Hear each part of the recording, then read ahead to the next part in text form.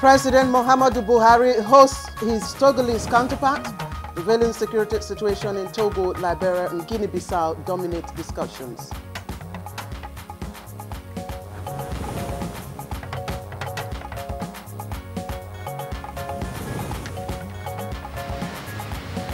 Vice President Oshibajo advises aviation stakeholders to ensure the sector's growth is managed and regulated for safety.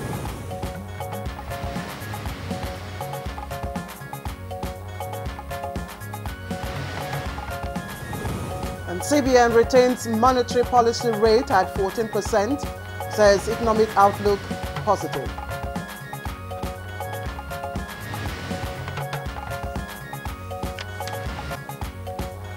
And on Good Morning Nigeria today, we continue our discussion on the challenges of the power sector, plus Zimbabwe after the exit of President Robert Mugabe.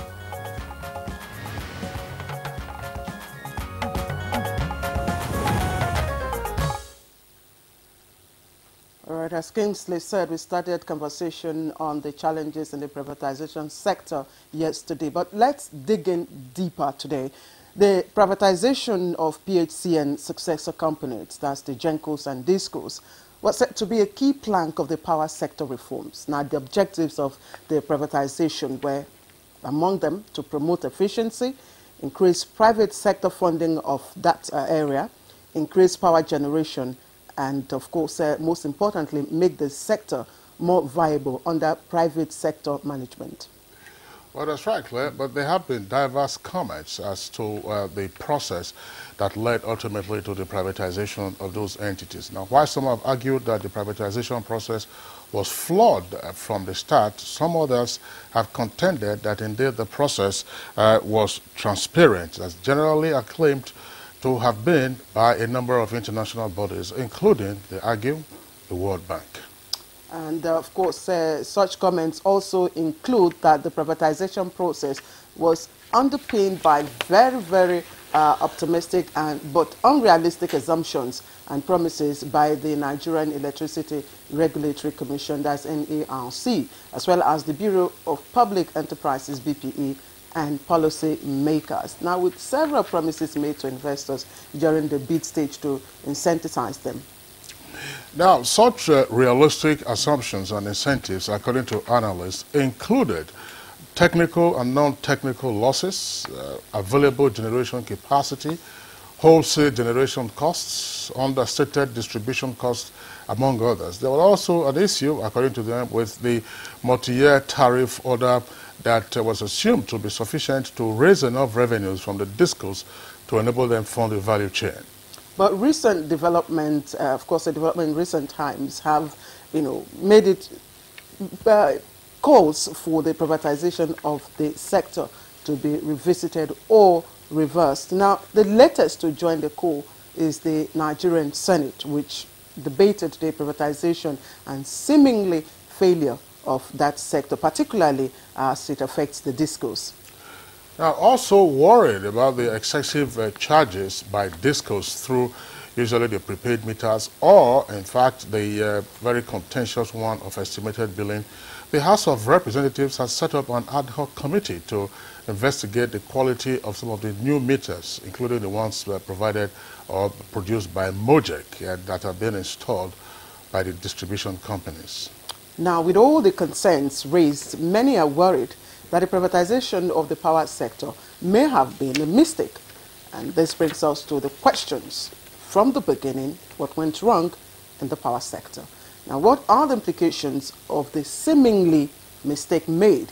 and what should be done to address the power puzzle in Nigeria. These and some other questions we will raise in our discussions today, and of course we will be having the experts within that sector to give us more perspective on what is happening. And that's our focus on today's edition of Good Morning Nigeria. As usual, it's reaching you live from our network service of the Nigerian Television Authority, the NTA. I am Claire Adelabu Abdul-Razak. Welcome.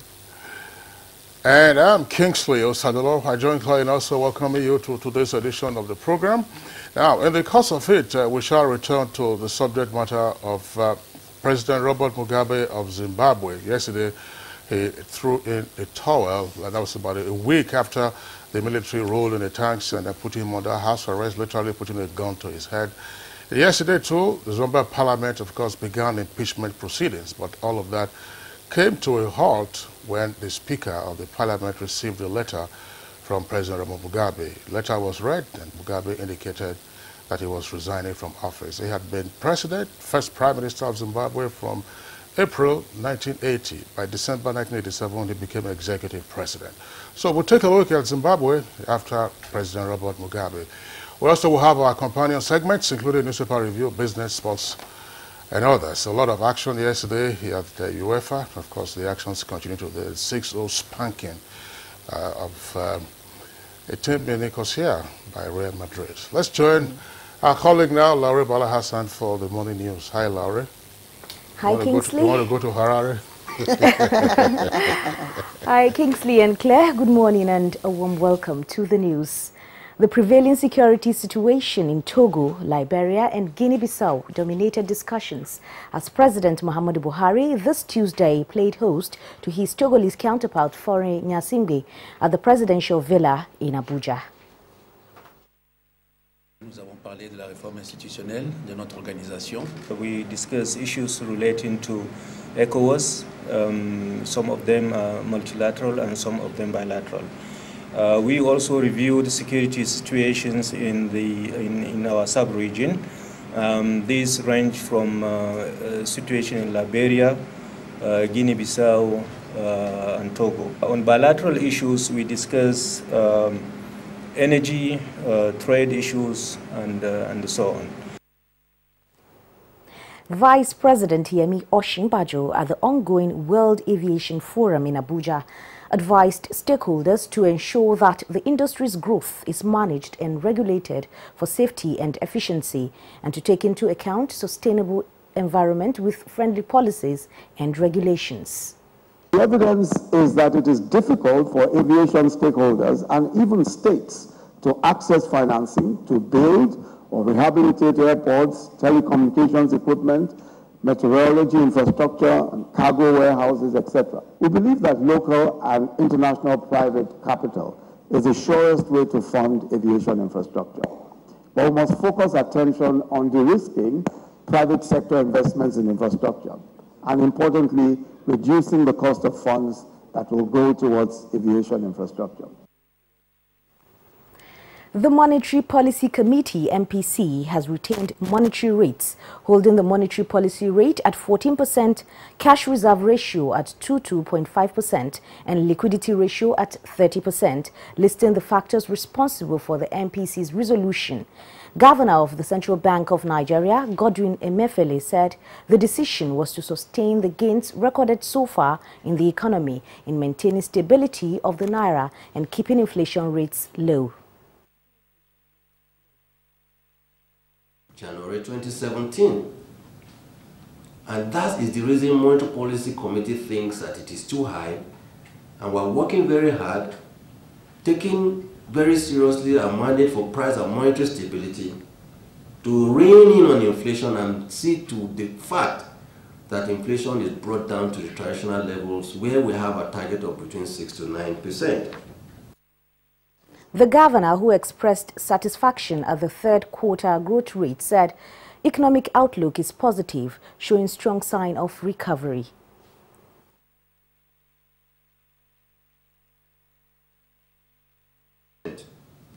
The committee welcomed the review of the Economic Recovery and Growth Plan in an effort to realize the objectives of the plan. In the same vein, committee urges a quick passage of the 2018 appropriation bill by the National Assembly so as to keep fiscal policy on track and deliver the urgently needed reliefs in terms of employment and growth of the economy. He emphasized the need for quick passage of the 2018 appropriation bill to enable policymakers swing into action and build on programs and policies that will help achieve progress soon. And turning our attention now to the legislature, the Senate has resolved to invite relevant electricity distribution companies, the Nigerian Electricity Regulatory Commission, NEC, and the market operator, Nigeria Bulk Electricity Trading Company, PLC. This is with a view to obtaining detailed accounts of the total amount collected on behalf of the Hydroelectric Power Producing Areas Commission, HYPADEC. This and the passage through second reading of a bill for an act to establish the Solid Minerals Producing Areas Development Commission were part of deliberations at Tuesday's plenary. We must definitely ensure the takeoff of HYPADEC in line with the Enabling Act and to ensure that all the MDAs comply with the Act and ensure that they remit all funds due to government and any other entity in a timely manner. The Ministry of Power and the regulatory bodies should urgently review the account of all the funds that are due to HYPADEC and ensure that they are in the appropriate account. The House of Representatives has received 3 bills from the executive for consideration and passage. At Tuesday's plenary, National Assembly correspondent Kenneth Nanim reports that President Buhari also withheld assent to 2 bills. For instance, the phrase treasury management is not defined in the bill, and greater clarity may be required regarding the impact of the bill on the Central Bank of Nigeria regulation of treasury managers in banks. The recent death of 26 female Nigerians in the Mediterranean Sea en route Italy further increased the concern on how to save Nigeria from the claws of human traffickers. As a national concern, Speaker Yakubu Dogara led a Nigerian delegation to a conference in Rome, Italy, against trafficking persons, where he called on European Union and especially Italy to ensure the prosecution of their citizens who abet human trafficking. The Mediterranean Sea, regrettably, has today become the world's biggest cemetery, leaving deep wounds on humanity's conscience that will, over a period of time, produce historical scars to serve as a testimony to the ineptitude of our generation in dealing with this problem. And that's the news for now. Good morning, Nigeria. We'll be back with Claire and Kingsley after this break. Good morning. Unemployment, notably youth unemployment, features strongly in our party's manifesto. We intend to attack the problem frontally through revival of agriculture.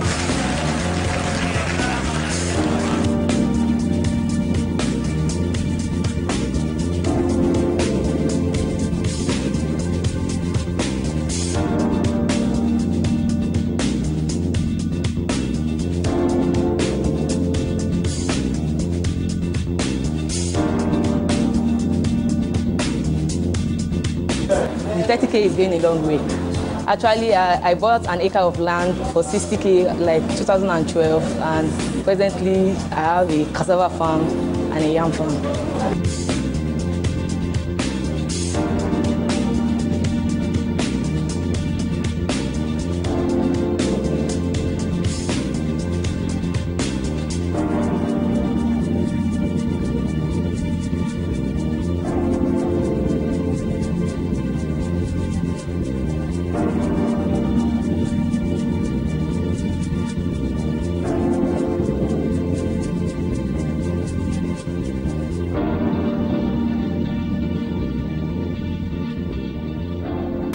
everybody comes to the city to seek greener pasture. No, not everybody. Many people also run away from their home villages in search of refuge and peace in the city. These people are running away from archaic customs and traditions, draconian village practices that have in one way or the other made them victims of circumstances based on cultural practices. It sounds like a tale out of the medieval era. Oh yes. Keep a date with us this week on Professor John Bull in this episode titled Running to the City, and discover how Boam and Nje escaped to become part and parcel of Professor John Bull's household and proximate people. Also, find out why Jumoke will love Jeroboam instead of Flashboy. Oh, my baby shawarma with a dash and a style. Move like a flash, baby. Over and out. Brought to you by Glow, the largest data network. Glow Unlimited. This is the game I've been waiting for, and I get a headache. But I remembered Mom's advice. When headache strikes, I always trust Sudrex. Because Sudrex acts fast to relieve headaches. Sudrex, win your day. Whenever pain occurs, you want quick relief. Try new Nurofen Express. It goes to the source of pain and gets to work in under 15 minutes. That's why Nurofen Express delivers fast and effective relief. New Nurofen Express works at the source of pain. Fast. Being a mom is great, but when your child has a fever, you don't know what to do. I trust Nurofen for Children to take care of my child's pain and fever. Effective relief you can trust. Dettol team is visiting schools to teach children how to protect themselves from diseases. Do you know how we get illnesses like diarrhea, cough, and cold? No! They are spread through germs which are everywhere. You collect germs that cause diseases. You pick up germs from any surface, like when you don't wash your hands after going to the toilet, while playing. And then you can get sick because of germs. That's why you need to fight germs to stay healthy by washing your hands and taking your bath with Dettol soap to protect from up to 100 illness-causing germs. Wash, wash, wash your hands. What you have to do is bath, bath, bath yourself. Dettol soap every day. Wash, wash, wash your hands. Helen! Your kitchen gets 10 out of 10. Thank you. This also gets a 10. Should we see the toilet now? Sure. This gets just 1. It is clean. But not perfect 10. Better than my detergent and bleach? Impossible. Challenge? Try the new Apic 10X. Compared to bleach and detergent, Apic sticker formulation removes yellow stains times better, giving you a sparkling clean toilet. Wow. Now you also take that Apic 10X challenge. Also available in 200 ml pack. Kehinde suffers from indigestion. His twin Taiyi suffers from heartburn. Sometimes it's the other way around, or both. That's why they use Gaviscon Double Action. It soothes within 3 minutes and lasts for up to 4 hours. For double relief from heartburn and indigestion, Gaviscon Double Action.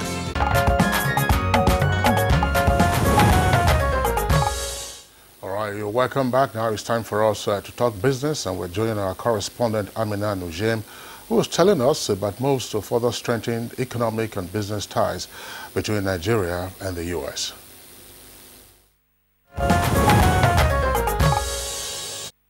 Good morning and welcome to Business News. Nigeria is working with the United States of America to deepen trade and commerce ties. Speaking in Abuja, Seward Jones, Deputy Assistant Secretary to the U.S. Department of Commerce, said the areas to be covered in this relationship include agriculture, infrastructure, digital environment, investment reforms, and regulatory reforms. However, the relationship would be tied around the private sector to ensure greater beneficial participation and identify opportunities for strengthening trade relations. The expectation here is to lay the groundwork for a really sustained growth in bilateral commercial relationship between the United States and Nigeria. And one of the key things that is missing in our current toolbox, we have lots of government-to-government venues for discussion. But one of the key things that has been missing is to get the voice of the private sector directly, to inform the governments, as I said, of what the opportunities are for building on this relationship, and what are perhaps from the private sector's perspective are the challenges or obstacles that stand in the way of taking advantage of those opportunities. The commercial investment dialogue, already assented to by both governments, is expected to kick off by the middle of 2018, with a minimum of 20 identified private sector players from Nigeria. The whole idea of the CID, which is the Commercial Investment Dialogue, is to bring private sectors from both ends together to continue to profile solutions, issues that impede investment between the two countries, so that investors can be able to do business with much ease for prosperity of both countries. Government is bringing together relevant agencies through the National Investment Promotion Commission, NIPC, to identify the private sector players that would drive this new initiative. Meanwhile, the federal government has announced that it has priced its offering of $3 billion aggregate principal amount of dual series notes under its $4.5 billion global medium-term notes program. The notes comprise a $1.5 billion 10-year series and a $1.5 billion 30-year series. The 10-year series will bear interest at a rate of 6.5%, while the 30-year series will bear interest at a rate of 7.625%, which will be repayable with a bullet repayment of the principal on maturity. And from the equities market, we now take a quick look at a graphic summary of Tuesday's trading numbers from the Nigerian Stock Exchange.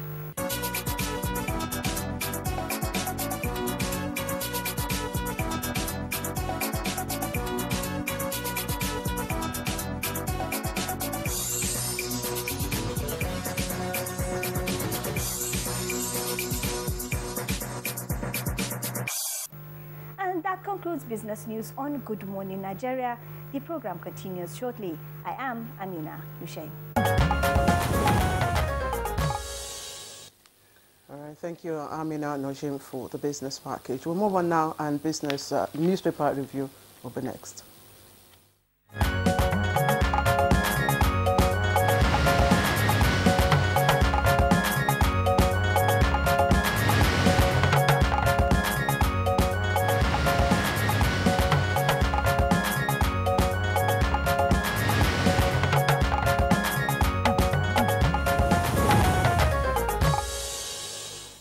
Newspaper reviewer Baya Atoyobe is right here with us for today's edition. Baya, morning and welcome to the program. Thank you, Kinsley. Good morning. Good morning, Claire, and good morning, Nigeria. All right, let's begin. There are a number of stories that are common to the front pages of the papers that we have this morning. But otherwise, the emphasis given to the stories, of course, differs from paper to paper. The blueprint begins with what happened in Adamawa yesterday. 50 killed in Adamawa mosque attack. 50 killed in Adamawa mosque attack. And with the rider, it's cruel and dastardly. That's attributed to President Muhammadu Buhari. That's the lead story for the Blueprint newspaper. But it has other stories. I'll just take a couple of them now. It says Constitutional Amendment. That's the kicker for that. National Assembly transmits copies to state assemblies.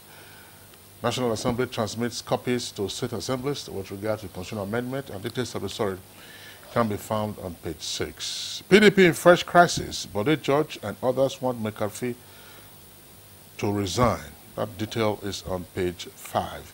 And right there at the foot of the front page of Blueprint is a story from Zimbabwe. Finally, Mugabe resigns after 37 years. That story is in greater detail on page 30. Now, there are a number of other stories there. Probably will return to them in the course of the review. Indeed, Kingsley, I also have the story about the killings in some northern parts of the country. On the front page of The Authority, it's captioned, "Outrage as 17-year-old suicide bomber kills 50 in Adamawa." The riders followed there, 2 of them. Also, this day has it as a front page caption, 53 killed in militia attack, suicide bomb blast in Adamawa. Buhari, Atiku, Dogara, Amnesty International condemn bombings. Bayo, let's look at this. Yes, our hearts must go out to the people of Mubi. 3 years after Boko Haram was driven out of Mubi and they have not had any incident. a 17-year-old boy sneaked in early morning dawn prayers and detonated, killing over 50 people. President Muhammadu Buhari has described it as cruel and dastardly. In fact, he has enjoined the people of the Northeast to continue to be vigilant, and also instructed the Inspector General of Police to deploy more personnel and specifically to visit those areas. They are also concerned, he expressed, about the attack in Zamfara. In the past few days, particularly in the last 3 days, they have been concerned about massive loss of life. There's a record of about 130 persons that have been killed in 6 separate incidents in the last 3 days. Bandits in Zamfara killed about 23 persons. Armed robbers killed about 20 between Kankara and Shema in Katsina State.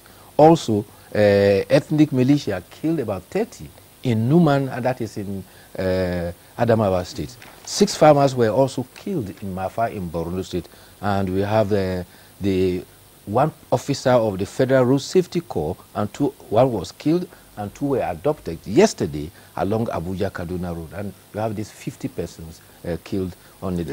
If you were to add up those figures, that's probably over 100 already. Yes, about 130 as was listed by some of the newspapers. And again, the insurgency had been overpowered, but all of a sudden, you now have an increase in banditry in Zamfara and the insurgency in Borno State, and that is why the president has given marching orders that the Inspector General of Police and the security agencies must be allowed. But most importantly, the people must support the security in policing themselves and reporting unsightly persons or such individuals to the security. Especially at those soft spots, yes, like the places of worship. It appears as if people have let their guards down, following the gains that were made. Yes, you recall in the case of Mubi, for 3 years now, they've had their peace and things are going on smoothly, and all of a sudden, because they have lost their guard, they now headed for sub-targets. And you recall that the sub-targets they always look for are worship places, marketplaces, and motor parks, where you have a large population. This is quite sad. President Robert Mugabe... Eternal vigilance, yes, is the watchword. Yes. President Robert Mugabe was forcefully sent out of office. The 93-year-old President Mugabe... That's not what he said. He said it was a voluntary resignation. Well, he sent his letter. In fact, as the parliament, joint session of the parliament was considering impeachment process, he sent in a letter, and the speaker read it. I, Robert Gabriel Mugabe, in terms of section 96 of the Constitution of Zimbabwe, hereby formally tender my resignation with immediate effect. This was greeted with loud applause within the parliament and outside the parliament, and there was jubilation all over in Harare. The thing has been long coming, and it is an era, the end of an era for a Zimbabwean nationalist. It will be recalled that he had outlived his colleagues, Joshua Nkomo and Ndebas Nigi Sitole, for whom they were fighting the white minority regime. He survived 10 years of jail term and also the guerrilla war. He also survived Lancaster House Agreement. He became prime minister in 1980 and president in 1987. His policy of returning land to the natives became his Achilles heel and endangered his relation with the West. It attracted sanctions, and Zimbabwe economy began to nosedive. Inflation got as worse as 1,000%. There's no nation that has suffered that kind of decimation when it comes to economy. But he took the honor of being a nationalist and the respect for granted. In fact, in 2005, President Mugabe said he will be president until he is 100 years old. And he's 93, he was 7 years short of that his target. But what was his Achilles heel? His wife, Grace. He sacked his wartime veteran vice president and would move to make his wife his successor. Eventually, another wartime veteran who is the head of the army knocked him up, and this led to the end. So at the end of the day... Let's just put that on hold. Yeah, just before we put that on hold, because that's part of what we are discussing. We're having a guest to discuss this Zimbabwe thing. Well, what happened after Mugabe announced his resignation, not just inside Parliament, but all around the streets and major locations in Harare, that's the capital. Those things went far late into the night, in fact, up to the early hours. Yes. Jubilation, young, old, middle-aged, and everybody, quite excited. That tells you Very surprising, Kingsley. No, not surprising no, at no, all. no. Well, I'm saying that given the fact that all along the streets have been relatively quiet. No, they had there demonstrations. Have been demonstrations. They had peaceful marches on the weekend, and then of course there were also peaceful marches planned for yesterday. Yes. But the defense forces had then advised the students to stay back, to say no, this wasn't the time to get that done. Okay, let's quickly take this story from the Punch. It's a front page story. Drama as DSS operatives stop EFCC from arresting ex-DG. And of course, insert there, you'll see the picture story of what has happened and the person involved in the whole drama.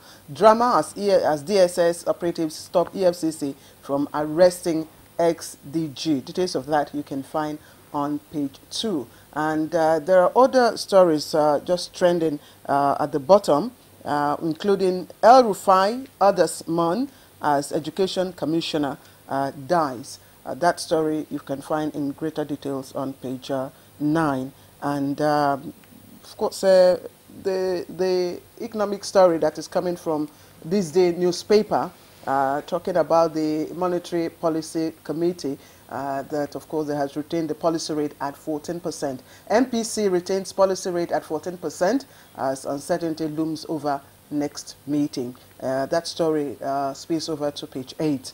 And the story on DSS is also trending there. Yes, quickly on the DSS thing. It was a former Director General of the Department of State, as well as the SAC Director General of National Intelligence Agency. They were moved by the EFCC to arrest them, but I think the operatives that are their personal guard proclaimed that, and that is what the papers are making a sensation out of. But on the monetary policy thing, the central bank seemed to say there is no need changing a winning strategy. However, they have retained all the rates, MPR at 14%, cash reserve at 22.2%, and liquidity ratio at 30%. However, by the time they meet in January, they will have a problem because they may not be able to form a quorum. There are some appointees of the central bank that the Senate had declined that they may not consider. So that is the challenge for the central bank and the monetary policy committee. All right, Bayo, very quickly, let's take a look at some of the headlines on the front page of the leadership newspaper. The lead story is actually on the transmission of the amendments to the states. It comes with a double-decker headline, but the writers are very interesting. I believe Constitutional Amendment debate shifts to states. It says National Assembly transmits draft for concurrence, and Senate defers debate on 2018 budget. And the same Senate faults delay of hyperdeck takeoff, while President Buhari is said to have rejected 2 bills. Now, the story on the DGSS, former DG of SSS, is also there, along with the transition of the Kaduna State Commissioner for Education, Professor Nock, who's passed away at 55. Now, let's come to the blueprint, the foot of the blueprint newspaper. It says, AIT reporter, wife, and 3 kids perish in Kogi auto crash. Indeed, I have AIT reporter, wife, 3 kids perish in Kogi auto crash. And then you have there, U.S. scientists discover cure for leukemia. That's on page 17.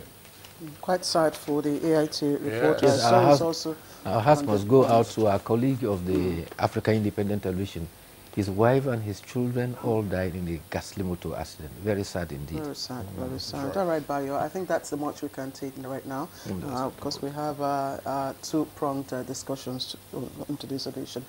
All right, that's it for newspaper review for today. We would like to appreciate Bayo, as always, for coming. We hope to see you tomorrow. We'll take a short break now. We'll be right back. The Federal Ministry of Industry, Trade and Investment, in collaboration with the Federal Ministry of Information and Culture, the Made in Nigeria campaign.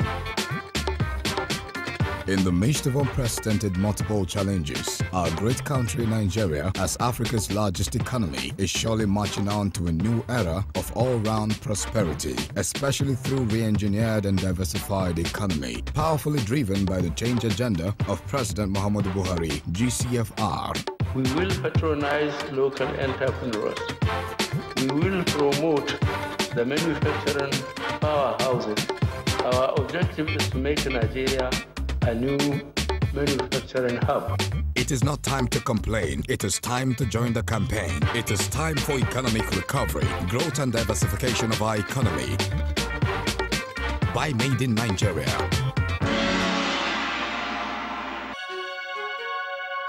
Your perfect family is under threat by germs. Infectious diseases are now the world's biggest killer of adults and children. Every day, 16,000 children under the ages of 5 and thousands of adults die from infectious diseases. These infectious diseases are caused by germs. They are everywhere.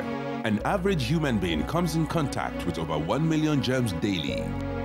In unclean water, dirty surfaces, in the toilet, on cuts and wounds, on your clothes. Germs can cause deadly diseases like typhoid, diarrhea, flu, and cough. To protect your family from germs, use the power of Dettol's 1 Cap Full for surface cleaning in your bathing water, in your laundry water, for first aid, to protect your family from up to 100 illness-causing germs. Be Dettol sure. Endorsed by the Nigerian Medical Association. Hate speech is not a joke. It incites genocide and crimes against humanity. Most of Africa's civil wars are caused by hate speech from one tribe against another. We don't want it here. The Nigerian government stands firm against hate speech.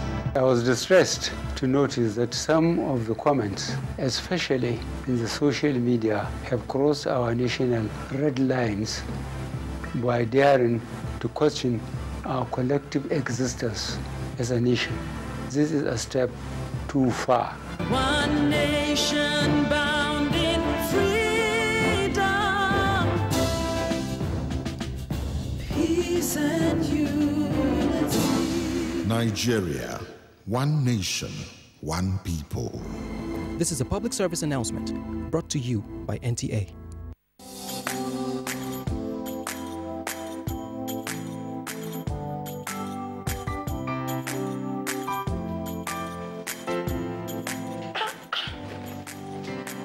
Don't you people sell imported materials here?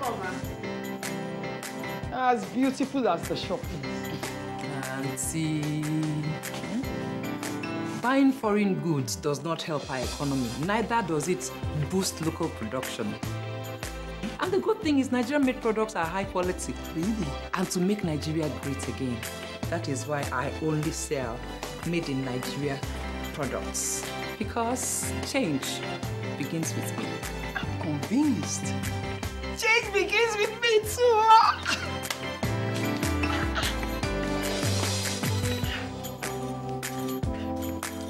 Change begins with me. This message is brought to you by the National Orientation Agency in conjunction with the Federal Ministry of Information and Culture.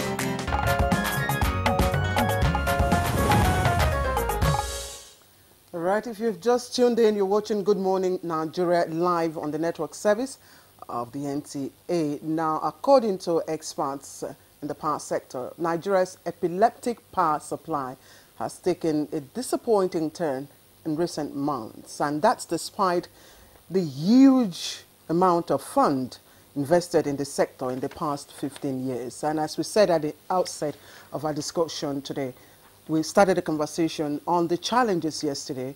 Today we are digging deeper into the scenario and the circumstances that has brought us here. But first, let's listen into Timothy Yusuf's background report on this. Investigation shows that the nation's total electricity supply at present is less than 1,400 megawatts for a country of over 180 million people. As a result, the citizens and businesses have resorted to use of electric generators to the point where some industry experts are placing the frontal cost, including imported fuel, as high as the size of annual national budget. This has provoked a wide range of debates with a host of voices calling for the scrap of the current power sector reform altogether. Many have, however, argued that the problem is definitely not the policy by itself, but the highly celebrated roadmap for power sector reform.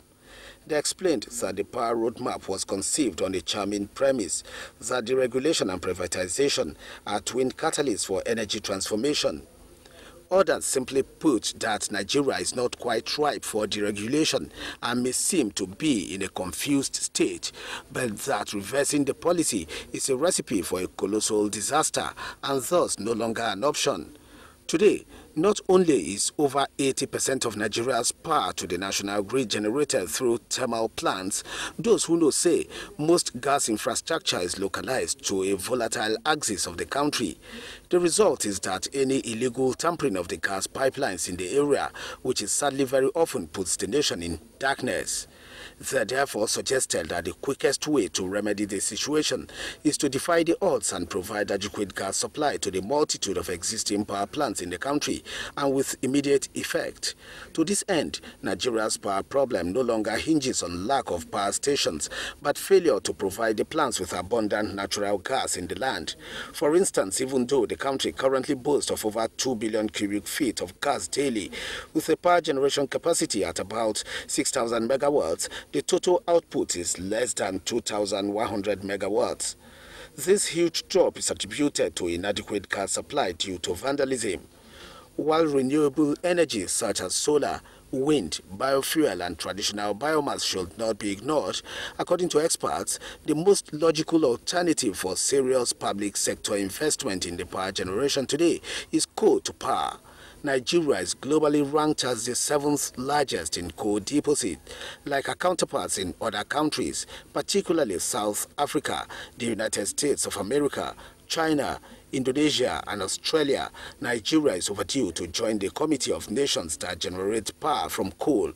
Unlike the typical hydroelectric power station that takes anywhere from 6 to 8 years before coming on stream, coal-fired powered plants normally takes 3 to 4 years to build. At least 7 states are known with huge coal reserves in Nigeria, with the potential to generate more than 5,000 megawatts of electricity. Given the recent breakthrough in the discovery of clean coal technologies, experts say now is the time to finally kickstart the much anticipated construction of the 3 coal-fired power stations capable of generating a combined nameplate capacity of 1,000 megawatts at different locations in Enugu, Kogi and Gombe states. On other ways to address the power puzzle in Nigeria, we will join our guest shortly. All right, our guests are already here with us in the studios. We have recalled one of our guests who was with us yesterday. He's right here, Dr. Sam Amadi, former CEO, Nigerian Electricity Regulatory Commission, that's NEC. Dr. Sam Amadi, pleasure to have you again with us this morning. Thank you very much. Okay, and also here with us in the Abuja studios is Mr. Rumundaka Warnodi, his former Managing Director of the Nigerian Bulk Electricity Trading, that's PLC. It's a PLC, one of the bulk traders in the electricity value chain. Mr. Warnodi, a pleasure to have you with us on the program. Thank you very much. Good morning. Okay. And we also have here with us Chief Tommy Akimbogun, Network for Electricity Consumers Advocacy, NECA. We'd like to thank you very much for joining us. Thank you very much. All right, gentlemen, as we indicated, this is the continuation of our discussion yesterday. Dr. Sam Amadi was here. Of course, the other 2 guests who are with us now were not there. But let's put it in context in terms of matters arising from the issues that were discussed yesterday. Some commentators indicate that the national response to the power challenges would appear to be like a patient who is constantly complaining of headaches and is treating the headaches, not knowing that perhaps there may be an underlying and perhaps much more debilitating ailment, such as, for instance, high blood pressure. Dr. Sam Amadi. Well, so in that case, what they are saying is that the diagnosis might have been simplistic. So it's compared of headache, you've given aspirin, and then perhaps the underlying cause of headache might be something more grievous. And before you know it, there's an explosion. And of course, it's with social science analysis, that's correct. And that's why we talk about what they call clinical differential diagnosis in clinical medicine, meaning that if somebody comes to the doctor and says, look, I'm feverish, the first instinct might be, okay, take malaria, you have a malaria. Since malaria is a common symptom, we say you have malaria. But better doctors we ask you multiple questions. Does it go with, do you have nausea? Do you feel cold at night? Is your body warm? Do you have itches here and there? What I'm trying to do is to find out, differentiate. Okay, this could be malaria, but if it has X, then it's not malaria, it could be this. That's a process of generating good diagnostic for problem solving. I have to concede that, like everybody agrees, that the reform plan was a good one, but perhaps there are a few things. They say hindsight is 20/20. We seem to be wiser after the fact. So it's not to, nobody should be, attacked for not being wiser before this tragedy. So there could be some things we left out. And there could also be, so two things I would like to put on the table. One is modeling. Are there variables we didn't factor when we are designing and executing the plan? Are there also what behavioral economists will call maybe blind spot? Some things you see too much, but you're not seeing some other things. So are there things that we took too much faith in and say, okay, once we do this, everything resolves, but it didn't happen? That's number one. Two is that executions are a problem. Even if we diagnose properly, there could be medicine that have to be taken after every 3 hours. And if somehow you didn't plan on how to get supply, how to ensure that they're taken as and when required, the result, if it's going to be malaria that would go in 2 days, it might drag and drag. I've seen that. I don't like to take drugs, so sometimes I miss out and I say I'm okay, and then down the line I get knocked down. So modeling is one. Execution. Did we model right? I think from what I've done now that I'm a teacher, I've gone back to look at the electric, like I said yesterday, I've looked at the National Electric Power Policy, which in my view is a very realistic, going by what we now learn about failure of markets across the world. Even in the US, the architects of neoliberalism have also come to terms that there were major errors of modeling. Based on that, I think that our National Electric Power Policy was a much more realistic plan. I think, from my own research too, that the Electric Power Sector Reform Act did not mumble a few things that the policy set out to write. I think, in a higher degree of certainty now, that the presidential roadmap by President Jonathan in 2010 kind of mumbled more, because the urge to privatize was stronger than the urge to corporatize and reform. The original NEP, National Electric Power Policy, laid out a framework that required a process of corporatizing. And what that simply means is this. All over the world was fanciful and fashionable, and still is today, to unbundle and deregulate. So get private sector coming with more financing, free government funds to deal with other issues, allow government to regulate that. That was a nice template. We adopted it. But the plan was, look, you unbundle, then you corporatize each of those entities as companies, run them commercially. Government withdraws, set up a proper board, proper management, and they run it. Then after some time, you set up a market with government entities trading with private IPPs coming in. Over time, you now privatize those ones. Now, what we didn't do well is to focus on that second stage of corporatization. For example, until 2012, when RUMU, and 2012, 2013, when the came in place, there was, and the NEC ordered the first auditing of the companies. There was no audited account of any of the PPSN social companies. So you didn't even know what their financial status is. We didn't even know that up to now, perhaps they don't have a credible customer base, a profile of their customers, who are they, what's their energy, taking energy demand and whatever. They don't have that. So these are things that doesn't necessarily require privatization. It required serious corporatization, management, and then at a point, therefore, you will not be in a position to privatize. Now, so look at the error. Since we simply unbundled and the 3 or 4 years we had before privatizing, we are basically running those companies as if they are outfits of Ministry of Power, basically. There were no independent boards as such, and no proper management and proper regulation by the regulator. Okay. After then, you privatize now. These guys are starting from ground zero, trying to know who's their customer, telling you, look, the losses here is not the losses we saw. Those things are things that should have been dealt with so that by the time you are privatizing, people are entering and bringing clearly defined advantage, more financing. So they are coming to bring finance, government pulls out. They are coming in to bring clear managerial change management strategy because the problem is properly diagnosed. You've seen the balance sheet, everything is okay. They say, okay, this is what we'll do within this period of time.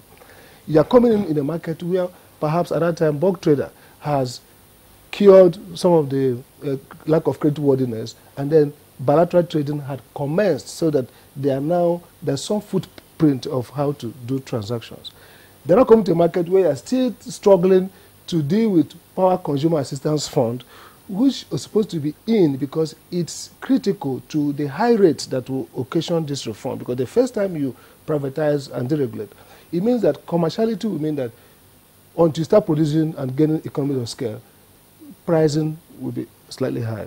So with that high pricing, customers who are lifeline, customers who are poor, and customers who probably have low income would have rate shock.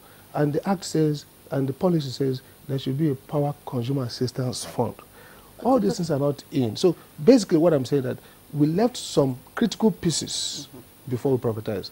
It doesn't mean that privatization was wrong. It meant that therefore the journey will be very tempestuous and we could be haphazard because you are building, you are putting together, and you are remembering what you should have done. Okay, let's bring in Mr. Wanode here to, of course, give us a bit of your perspective to what went wrong.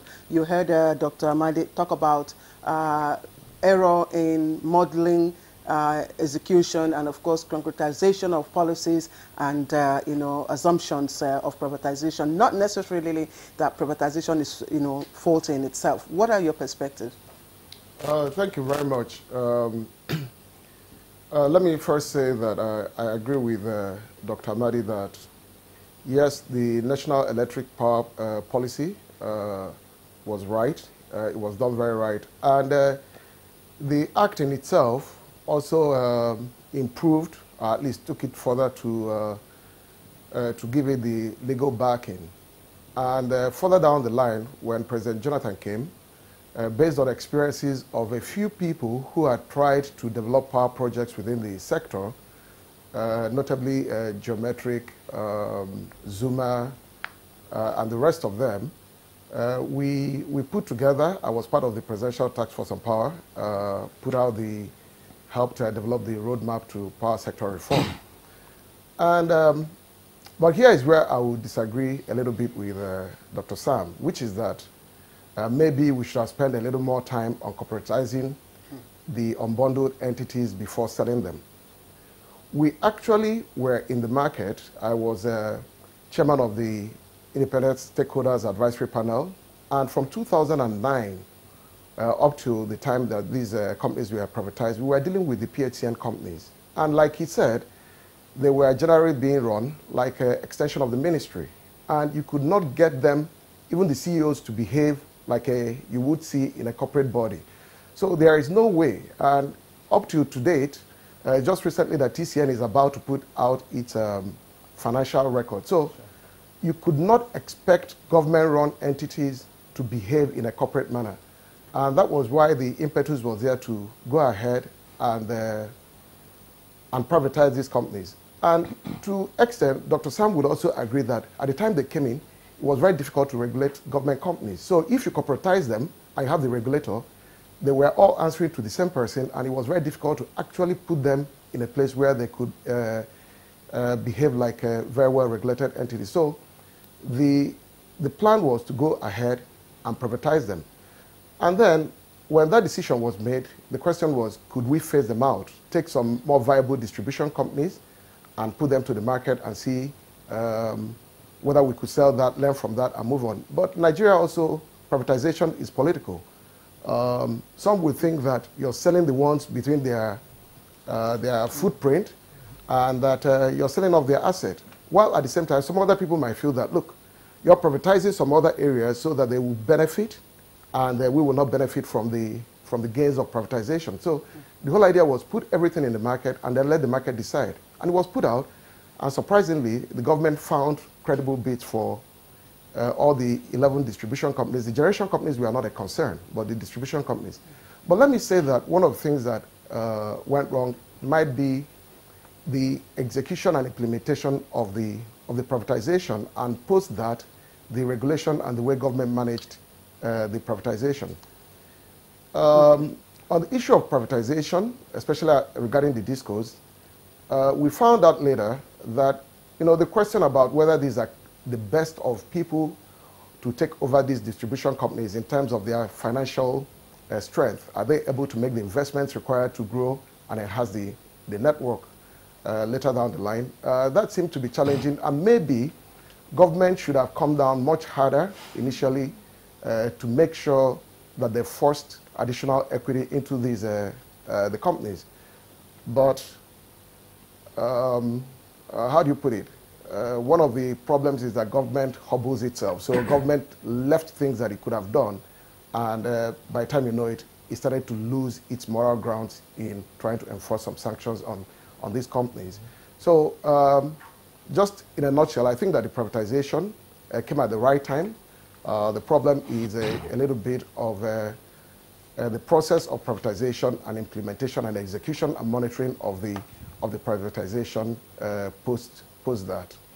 All right, Mr. Warnody, thank you very much. Again, we'll return to you in the course of the conversation. Let's bring in now Chief Tommy Akimbogun, who is of the Network for Electricity Consumers Advocacy. Now, both what Dr. Amadi and Mr. Warnody have said, we all see the consequences for the consumers.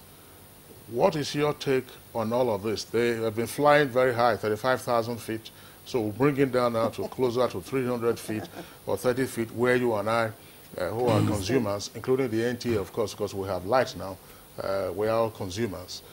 What is it that your network has found in terms of your deal of consumers and how the discourse or whoever is responsible is responding? Thank you very much.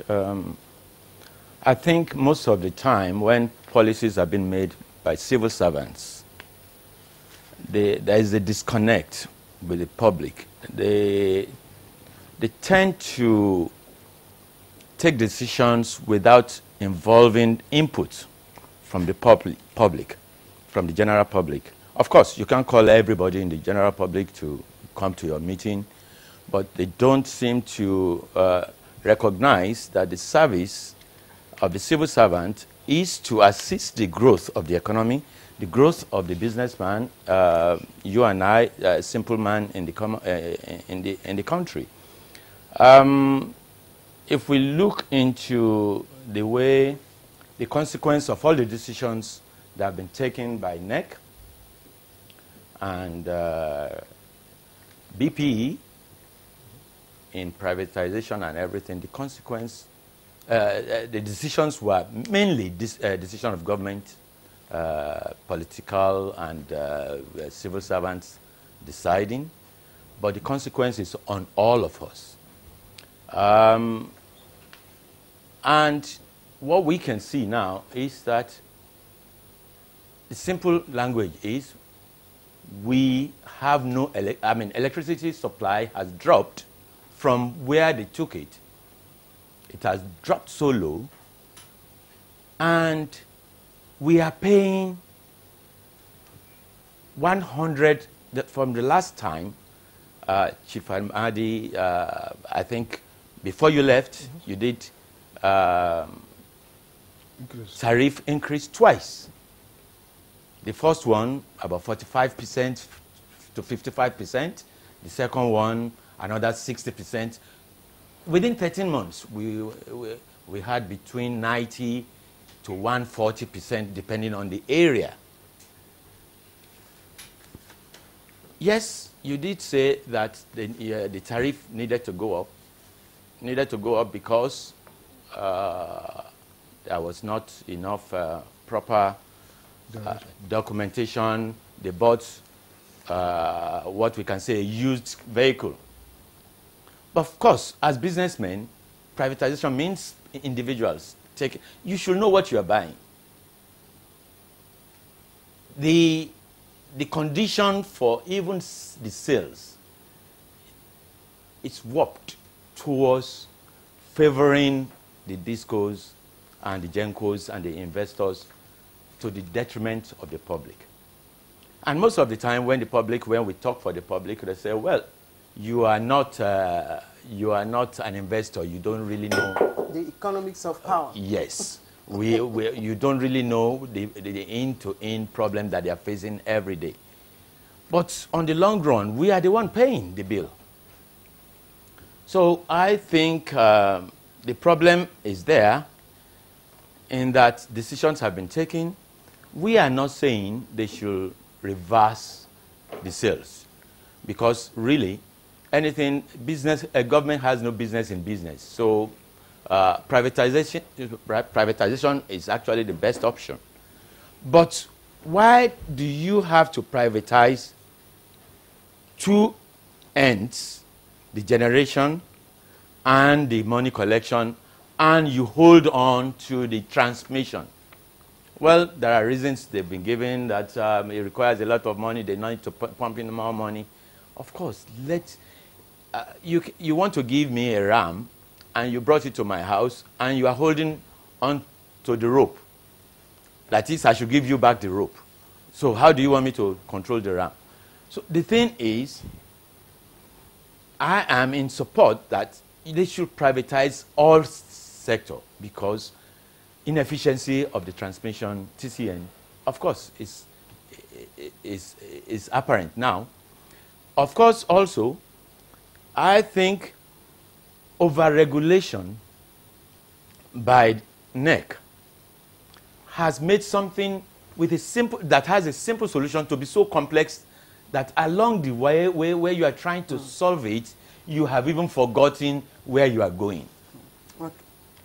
The laws are so many and are so complex. Okay, Chief. Now that you talked about the tariffs, we understand that according to Section 76 of the Electric Power Sector Reform Act, the MYTO 1.0 states that there will be no increase until 2017. Yeah. And when that happens, only 5%. But we've seen series of hikes up to 12-point-something%. Yesterday, we caught up with the Minister of Power, Works and Housing here and the NTA, and we put that question to him: why the crazy, and frequent increase in electricity tariff? And here is what he has to say. When it comes to tariff, I am not the authority on tariff. I have no authority at all over tariff. The tariff is proposed by the distribution companies, and it is approved or disapproved by NERC, the Nigerian Electricity Regulatory Commission. The minister has no powers at all with regards to tariff. When tariffs were increased last year, all I did was to express an opinion. I didn't exercise an authority. So I think that must be made very, very clear. So the best person to ask about tariff is not me, is the But what's NERC. your opinion? What's your opinion? I can't express an opinion now about what you say is in the pipeline, as you say. But I can only say that, first of all, even the law recognizes that every investment that is legitimately made in the power sector must be recovered, and there must be some accommodation for profit. That's all.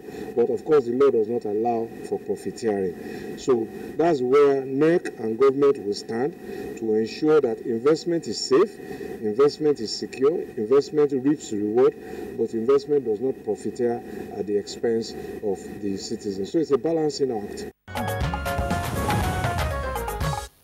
All right, that's the Minister of Power, Works and Housing, Rajiv Abatunde Fashola, speaking there to our correspondent on the issue of the frequent hike in electricity tariff. But let's come back again to our guests. Dr. Madi, yesterday we had from our Ibadan Network studios Mr. Sunday Oduton, who is spokesperson for the discourse.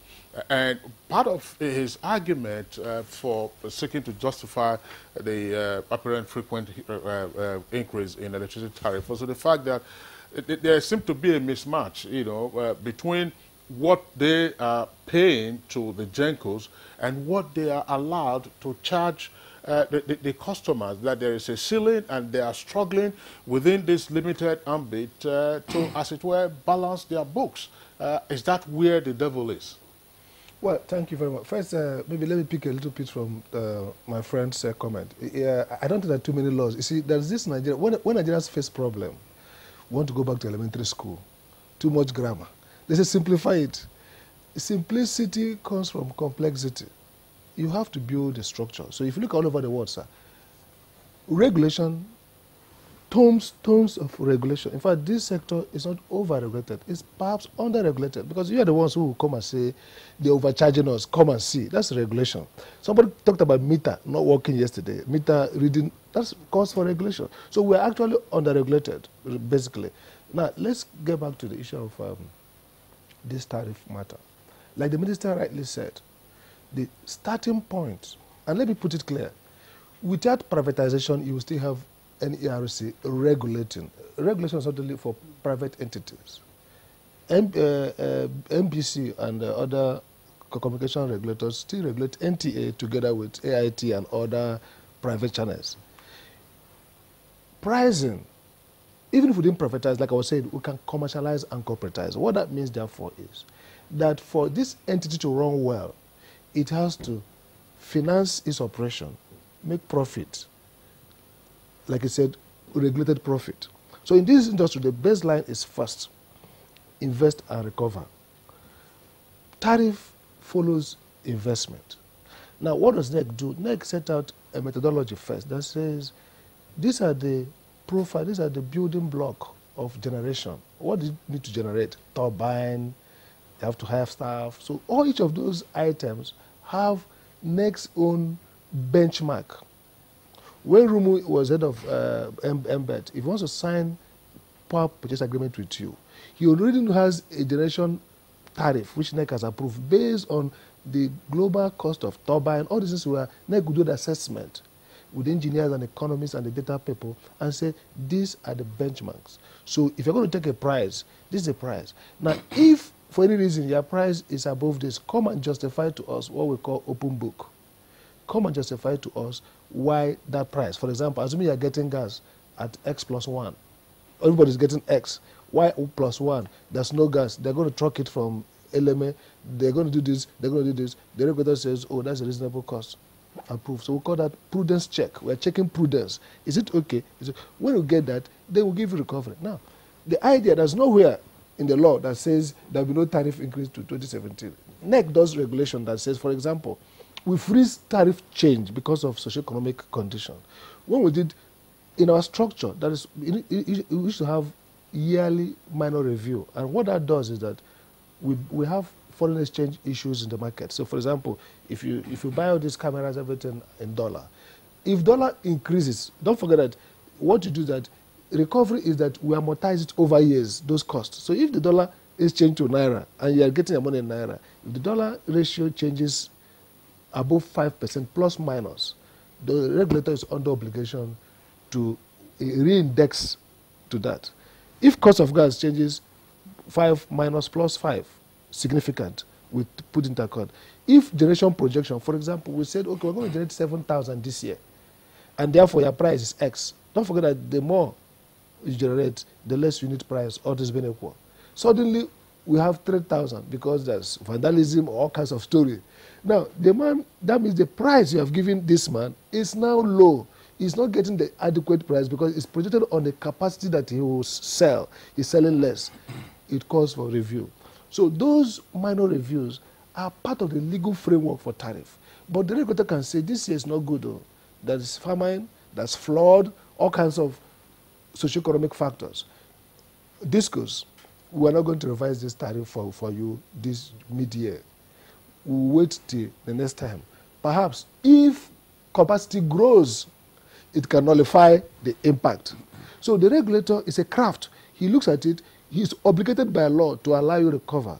But he can negotiate for deferral. Say, okay, instead of this time, we'll freeze tariff review until X time. That's the point I'm making. How would you respond to the claims by some consumers that tariff increases would appear to be almost whimsical, either quarterly or half-yearly, and proposal now to even make it monthly? Well, I don't know about now. When we're there, tariff review is a 5-year, 15-year tariff part. 5 years. The last one we did was almost 20 years. We mapped out what the tariff will be 20 years.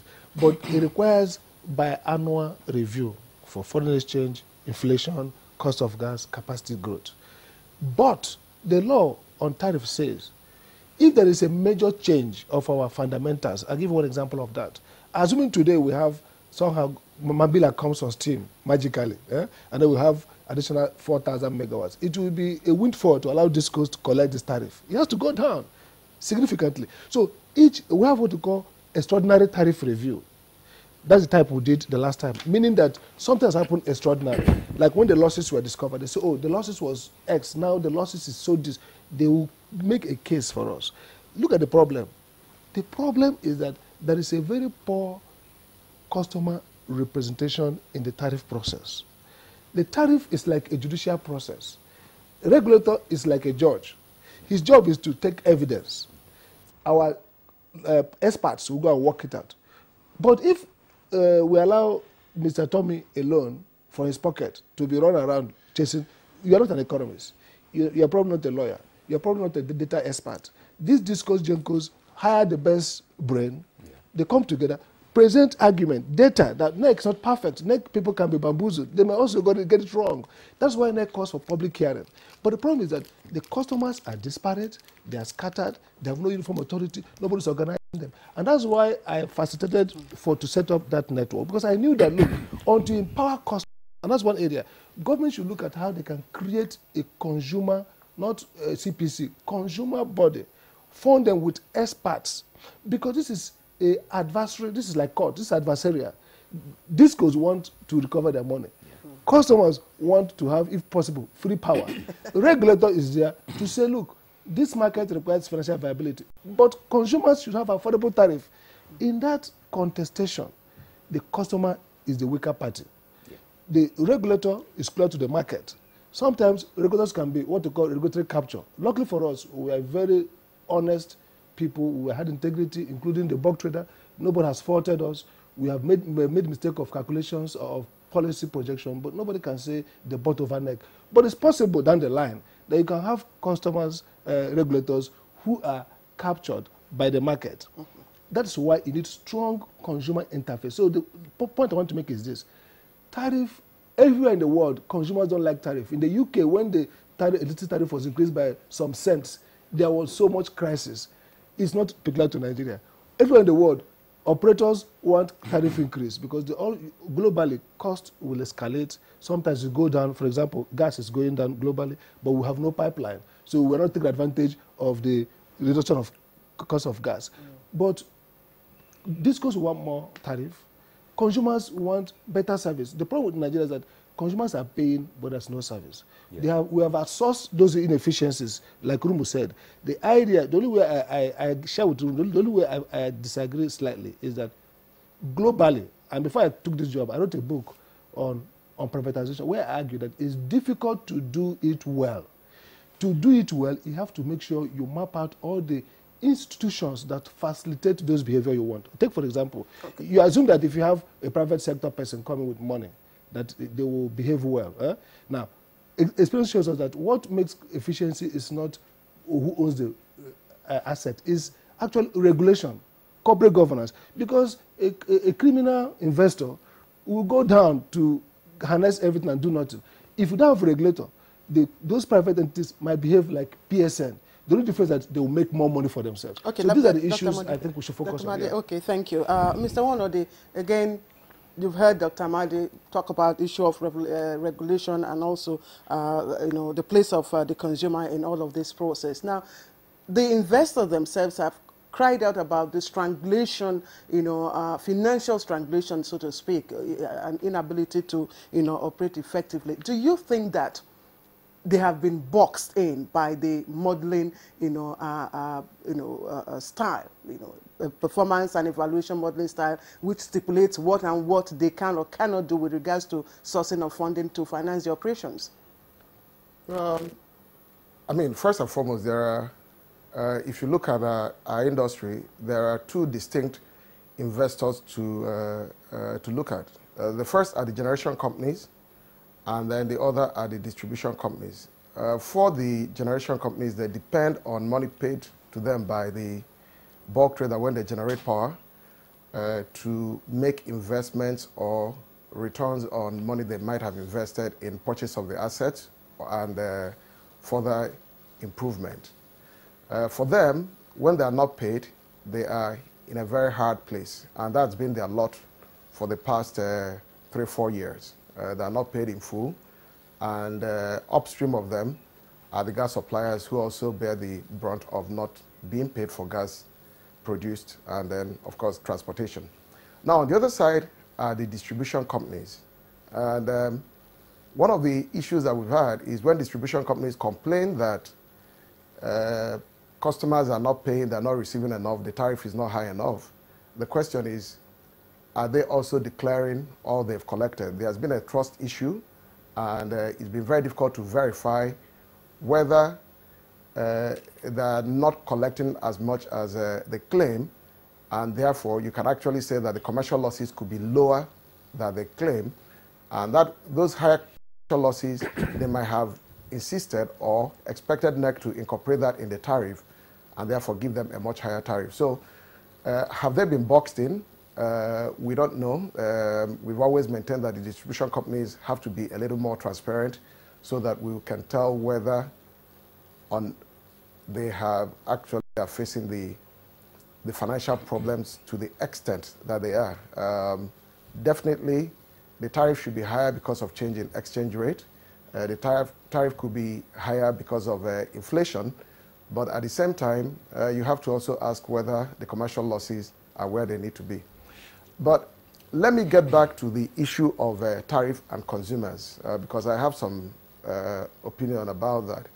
I think there was something that Dr. Sam and his team were trying to do, and we were also pushing for it, that instead of the way where it would be the NEC that generates the tariff and then holds public consultation, that the distribution companies do that. And I think that's what the minister was talking about, that the distribution companies are the ones who should propose the tariff.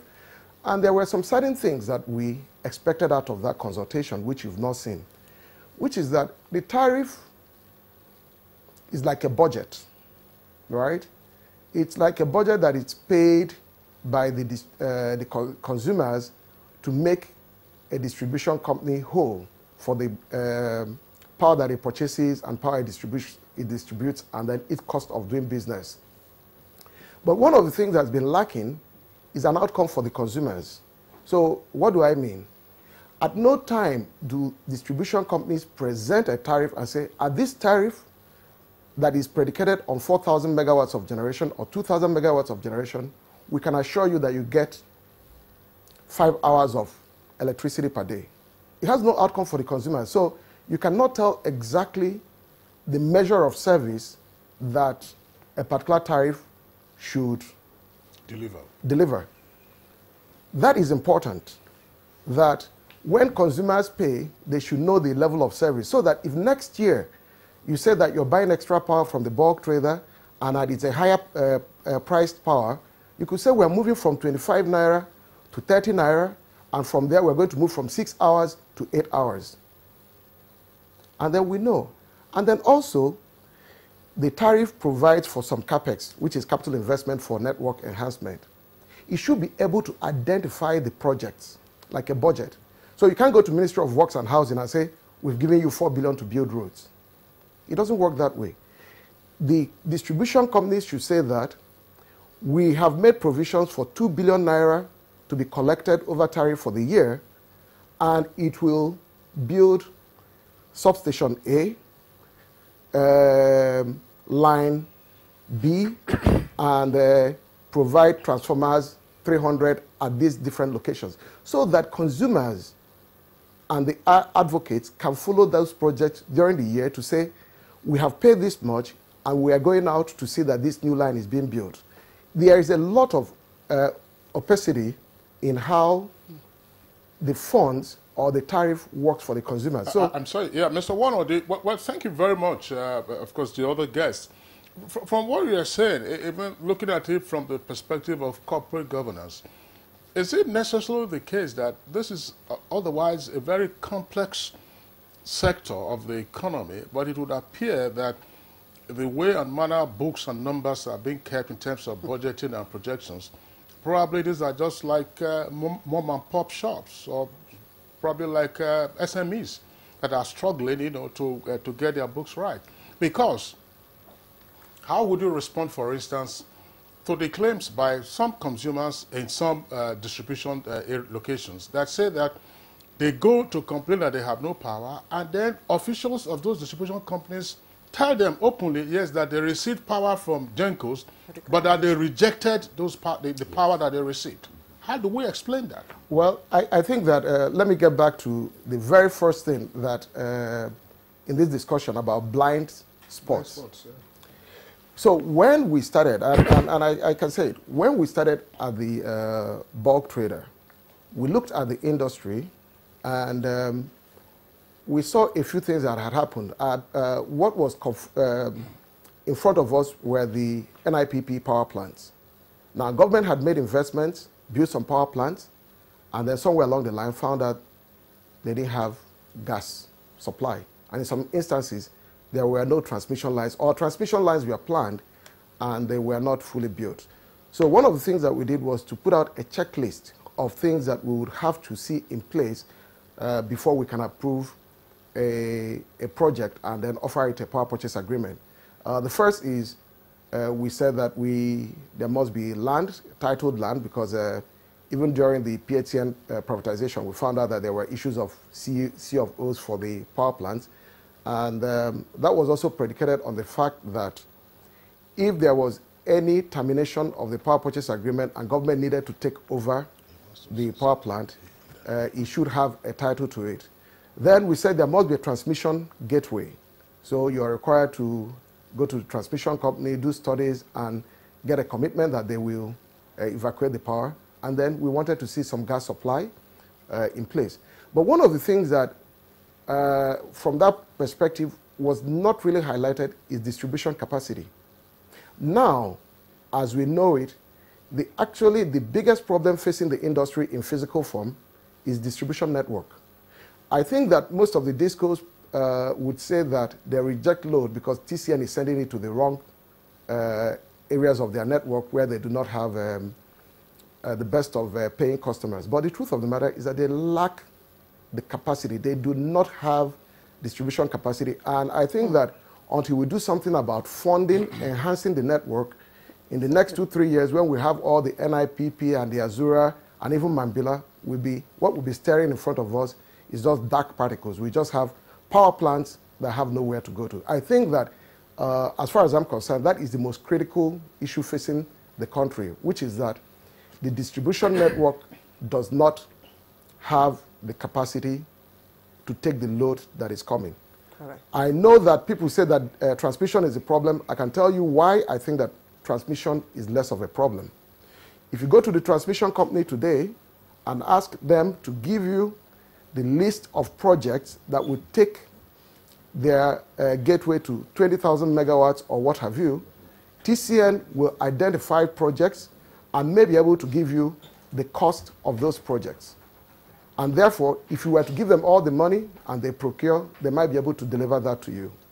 If you go to distribution companies right now, they have not even completed enumeration of their customers to know what is the load they require, and they do not have projects in place that if you provide the money, they can fund. All right, so we're running behind on distribution, and we need to critically begin to do something about that. If not, in the next couple of years, we're just going to be stuck with dark particles and power will not get to anywhere. So, Onode, thank you. You've raised the issue, of course, of capacity, and we also, had an interaction with the Honorable Minister with regards to that, of course, when we caught up with him. But we will take that excerpt shortly, just before you wanted to make a few comments. I think Ruma has flagged two things that perhaps, if we have time, we should focus on. One is capacity and transparency. If you listen to my conversation earlier, I said that the period of corporatization was a period to build capacity and transparency, corporate governance. How do you do things? Bookkeeping, like I said.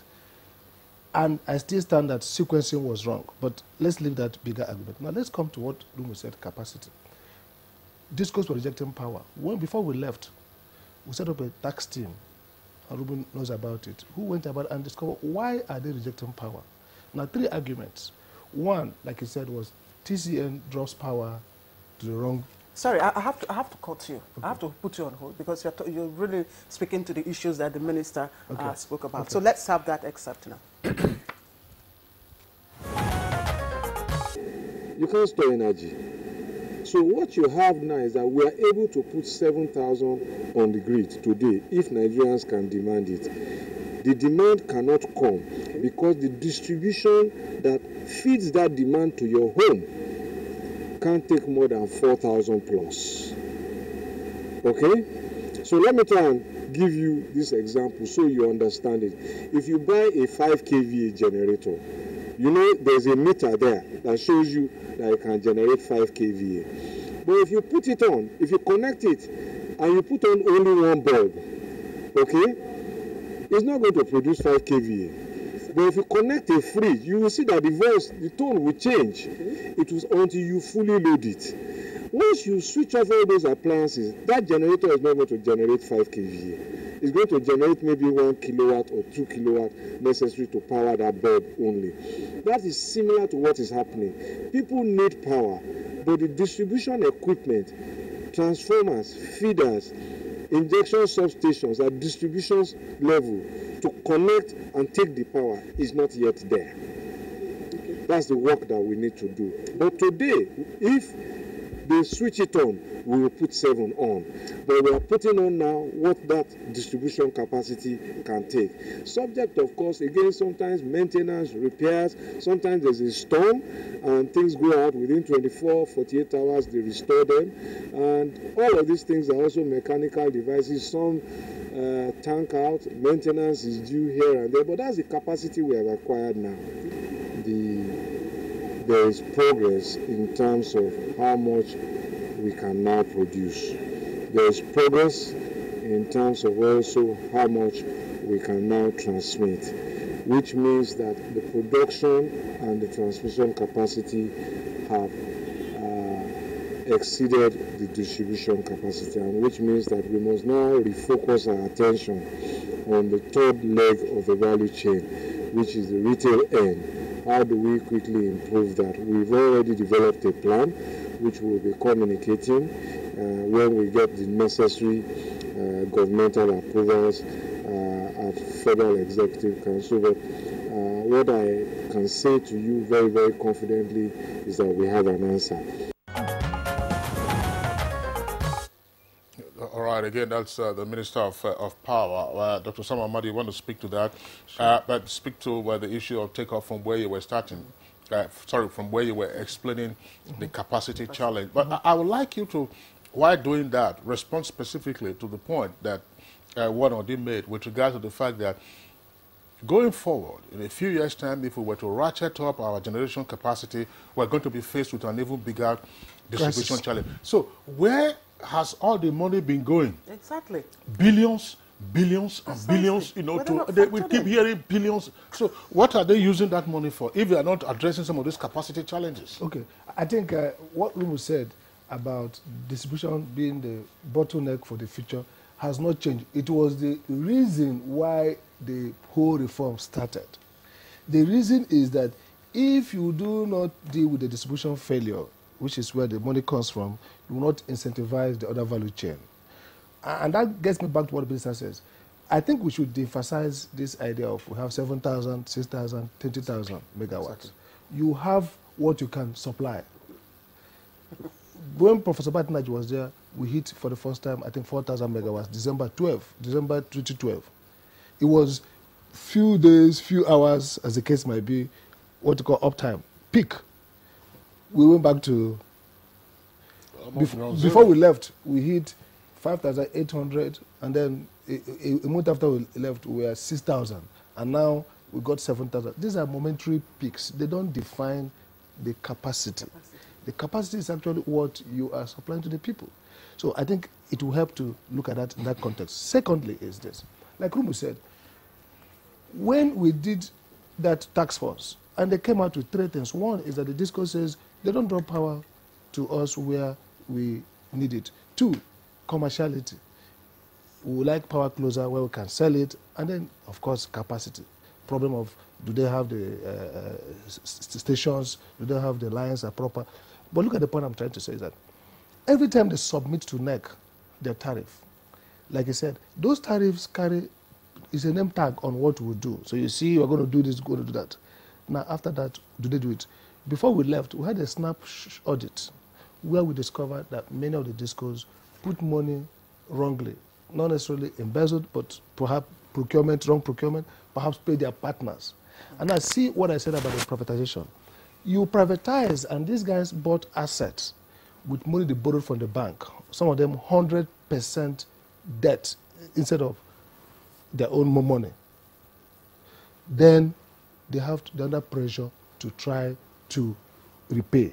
So the money they are talking about, those billions, may not be going to the network. And the problem, therefore, is this, that government feels obligation to keep funding those gaps.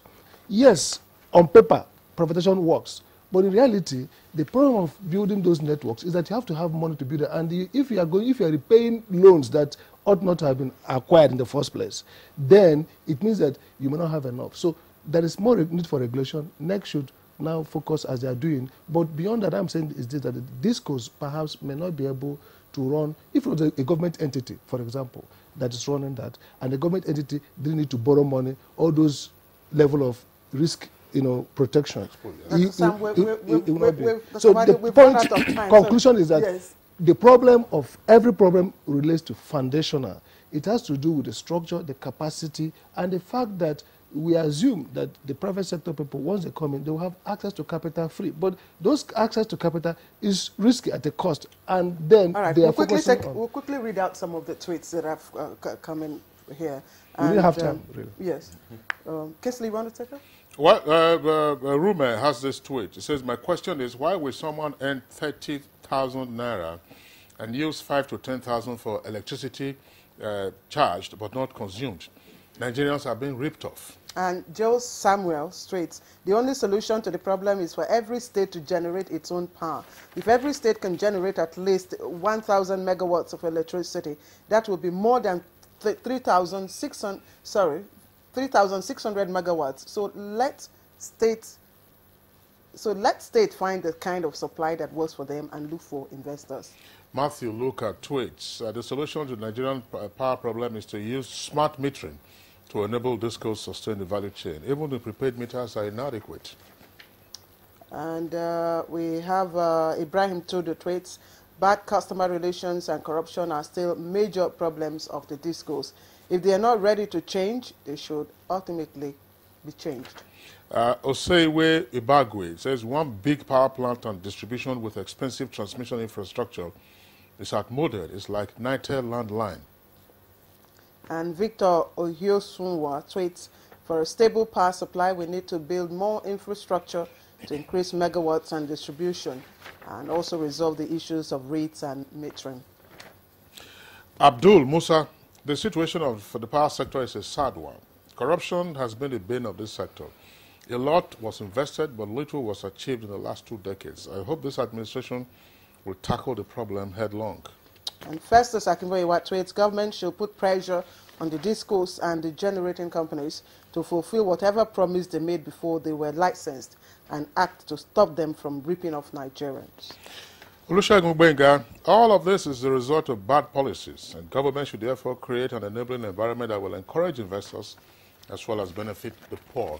Well, right, those are some of the tweets that we can take. Just before we sign up for our guests, very quickly, Mr. Akimbogo, Dr. Amadi talked about consumer empowerment, empowering the consumer association, not through the CPC, for instance, but real technical assistance so that when the issue of tariff arises, you have persons who can negotiate with you. Are you on that course now? Very briefly. Well, as of now, we've not been assisted at all. These are just, we are just few individuals who feel we can give back a little that we have back to the society. We have zero, I would say zero, assistance or even listening ear with the minister. We've tried several times. But before I go, I would like to just say that, because I had very little time to make contribution, the major problem is that the basic things that the discos are supposed to put in place within 2 years have not been put in place. Metering of customers, enumeration of customers. They have not been done. And then I also want to ask, why do we have to, first of all, sell gas in dollars that's subjected to a foreign currency before we now buy it back in naira? And a Nigerian that is earning 18,000 naira is now based on the fluctuation of the dollar. I think something is wrong. All right, Chief Tommy Akimbogun, Network for Electricity Consumers Advocacy.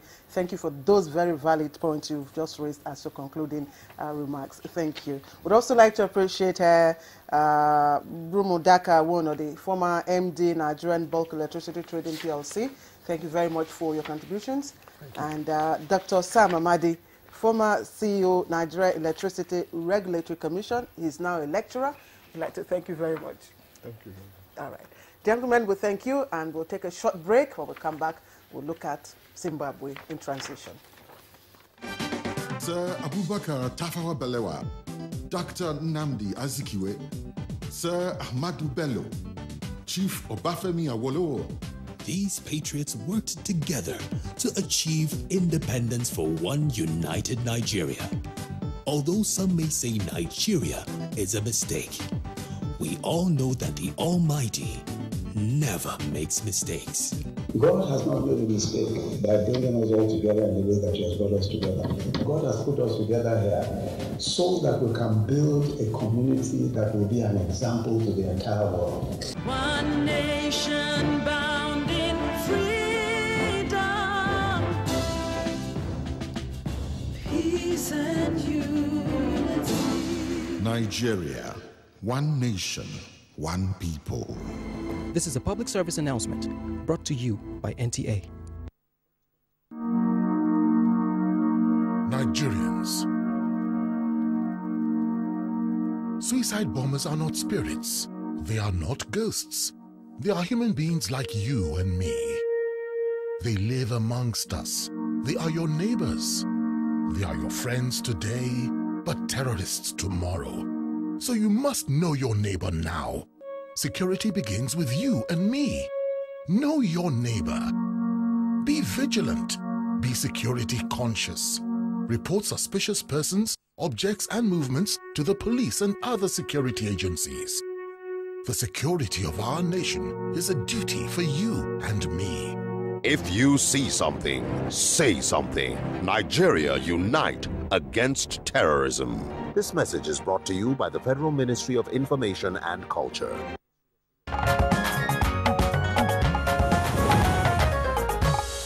All right, you're welcome back. I said good morning, Nigeria. We're reaching you live on the network service of the Nigerian Television Authority.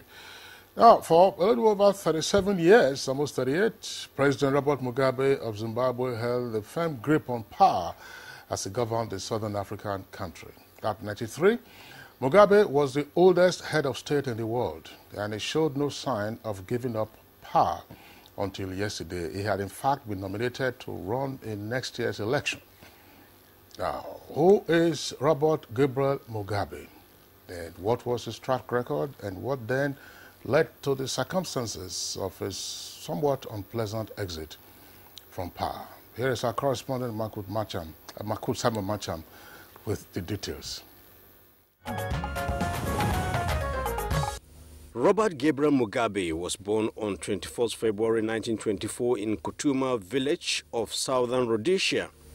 On the global stage, President Robert Mugabe continued to exchange tirades with Western governments, particularly Britain, Europe, and the United States, accusing them of trying to topple his government and recolonizing Zimbabwe.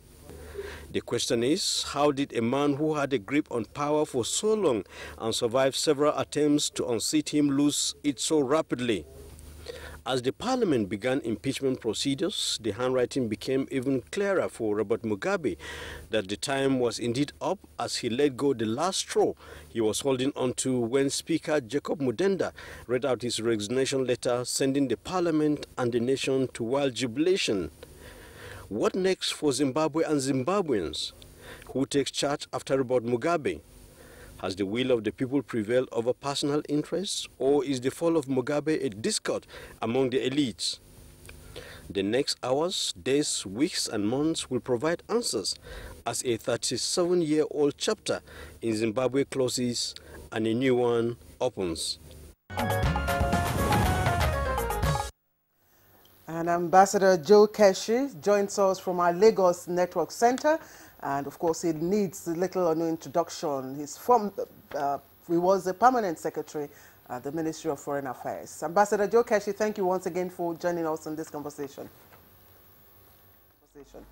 Good morning, Claire, from Lagos. Let's begin. Last time when we held this discussion, of course, there were some reservations about whether or not Robert Mugabe would agree to the terms of his resignation. He's now resigned. What is next for Zimbabwe?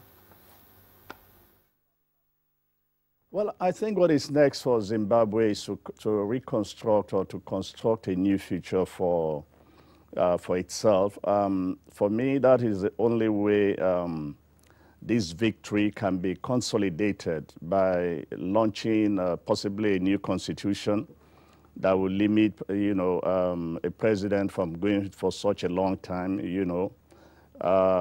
rebuilding of the economy, which collapsed under Mugabe, and, maybe some social programs, to begin to address the critical issues that eventually compel the people to turn against their long-serving leader. Well, Ambassador Keshi, what lessons are there for Africa? Because yesterday, after President Mugabe resigned, the current chair of the AU, that's the president of Guinea, welcomed the whole idea, but indicated that Mugabe had somewhat overstayed his welcome. The point also made earlier by the president of Botswana, and indeed other voices that didn't quite say that. Well, look, for me, I think there are so many lessons to be, to be learned almost by, by everybody. Correct, Mugabe's overstayed his welcome, number one, and I think it's a lesson for African leaders.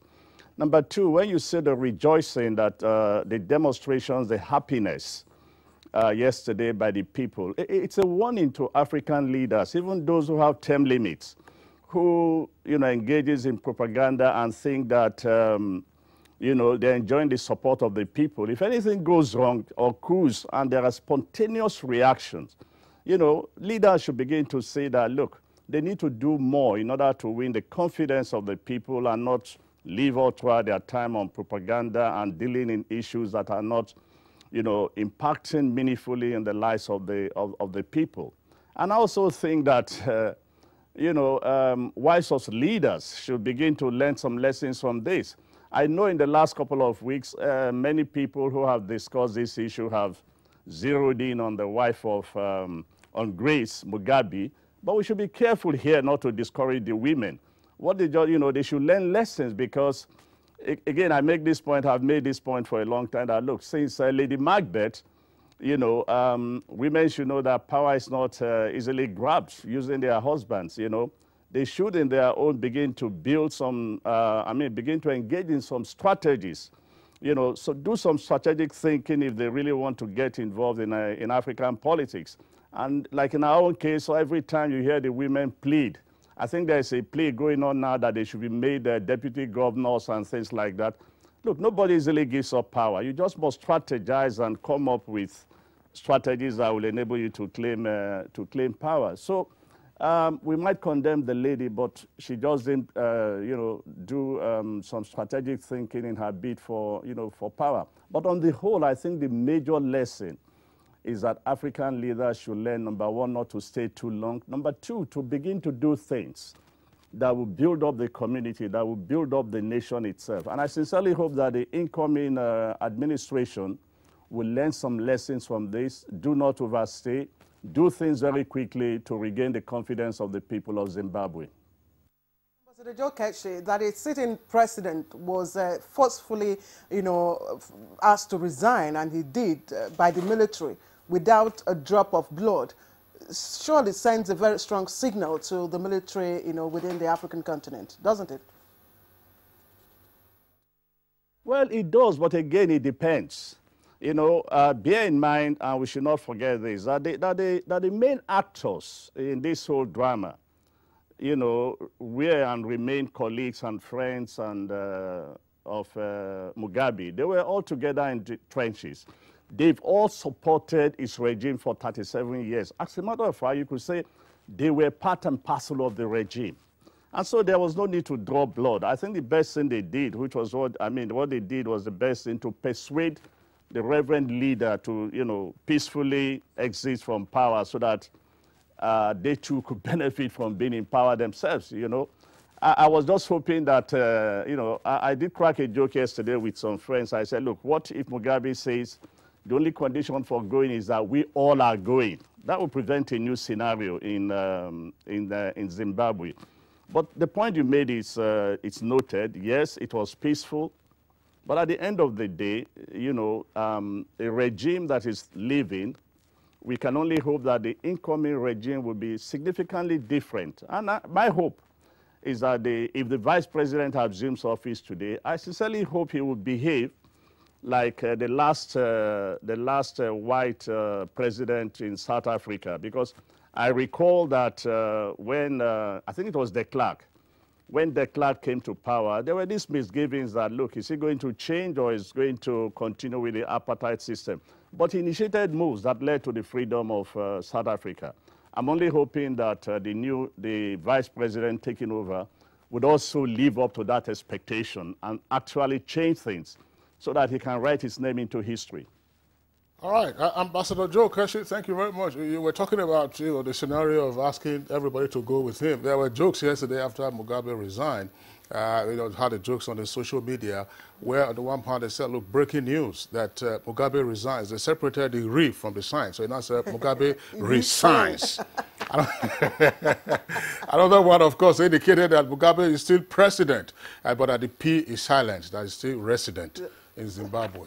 All right, Ambassador Joe Keshi, one point that I would like you to speak to in terms of expectations from the new hemsman or the new hemsman. One of the things that we saw, no matter how Robert Mugabe's governance style has been described, whether autocratic, iron-fisted, or otherwise, he never succeeded throughout 37 years to make Zimbabwe officially a one-party state. At any given point in time, you had at least one member of an opposition party who was in parliament. What does this say, for instance, to the incoming administration with regard to how perhaps to use the modality of a government of national unity to try to heal the country?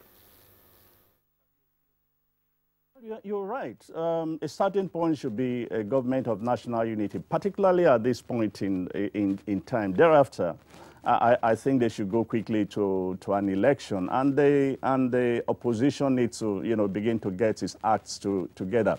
The problem with opposition in the continent is that they are too fractionalized, they are too divided, and not strong enough, you know, to engage the government in power. You can also see from our own example that it was when the opposition came together in 2015 that they were able to remove the then government in power. And when you look at almost all elections, you know, anywhere in the continent, as long as the opposition is fractionalized, as long as they are divided and there is no unity, it's almost impossible to defeat the government in office. So the best we can hope for is that, yes, the opposition will grow stronger. And by the way, there are, you know, Mugabe actually drove out of town a number of opposition leaders who went into exile. My hope is that they will all return in this point in time and strengthen the opposition and give the incoming administration a good run for its money when election is held next year or anytime soon. Under 1 minute, how would you see the economy of Zimbabwe? Now, international communities have said, look, okay, we're happy with the development. Britain has shown indication that Zimbabwe might be recalled to the Commonwealth. But what about the economy? Are we likely to see a reversal in policies? By saying that right now there's no economy in that country, no matter what you want to call it. And so the first job of the incoming, you know, is to rebuild the economy, is to put in place a credible, you know, economy. once he does that, once he signals his preparation to do that, there's no doubt. I mean, there's a consensus among analysts that Zimbabwe will attract significant, foreign assistance once they get their acts together. And I think this is what the new president should aim to do. And with, well, I hate to use the word military precision, but frankly, that's what he needs to do, get the economy going again. And Zimbabwe will probably return back to what it used to be in the early days of independence. Because, look, we must realize that the Ian Smith administration handed over a very good and strong economy, a beautiful country to Mugabe. But see what has happened over the last 37 years.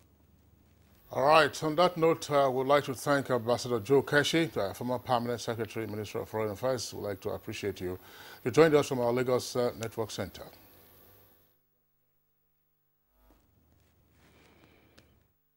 All right, let's take some foreign news now.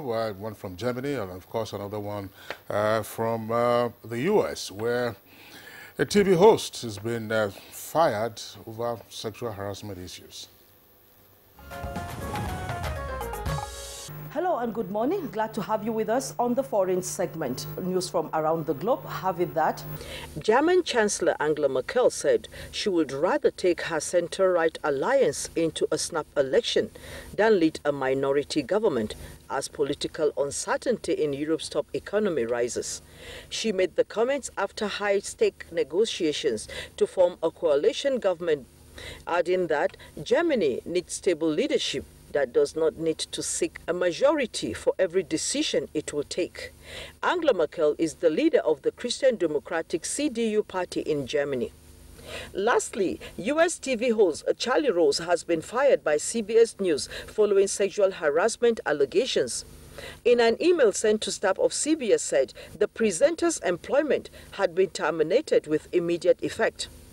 This, the report said, followed the revelation of extremely disturbing and intolerable behavior to have taken place around Charlie Rose's program, which 8 women accused the veteran TV interviewer of inappropriate behavior while on programs with him. The allegations span from the 1990s to 2011, as gathered. And that's about it for now. More reports will come your way as the day progresses. Do have a fruitful day. And on to arts and entertainment now. When does rivalry become unhealthy? Ngozi Chudi tells us more.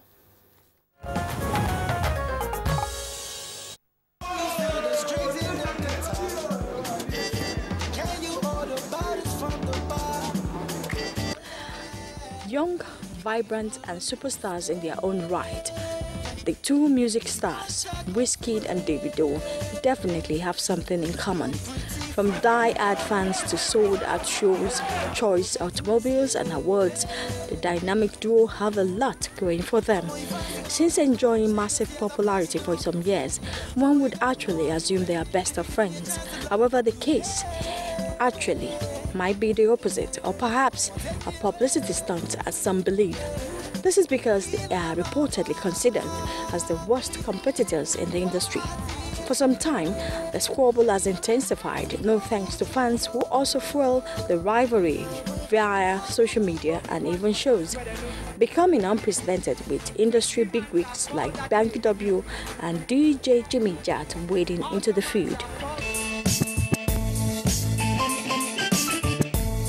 But like an unquenched fire, the beef seemed to be getting hotter with the recent wins of the two artists at two separate events. While Wizkid wins big at the Afrima Awards, Davido cuts away the coveted prize at the MTV EMA Awards, prompting uncomplimentary comments from fans online on the artists themselves. With this long-standing rivalry, one would actually ask, is this necessary? And what is the beef all about, considering they operate on two different frequencies? I started on the streets, I know. I remember back in the days, I know. One shot on that same shoe. Every day, so we there us. My name is Davido. Where you from? I want to know. Is it the east or west side? Anywhere you talk, I want to go. Anything you want, I'll give you all. Even if it's still around the door. 'Cause I've been around the world and I've seen a lot of girls. I think we are the ones just creating that attention that would have been naturally be overlooked, you know, as far as the music industry is concerned. But because both of them are two unique people. Here we are, both of them are doing the same thing in the same industry, and I wonder why people would just, you know, out of comments and body languages and reactions, decide to just throw them into parallel lines, you know. Although it is normal, it's normal to have competition, but if it's becoming unhealthy, then so many things have to be looked into. As the years go by, it is inevitable that these successful and young music stars will not be in the news. But the question is, will the gulf continue to be widened?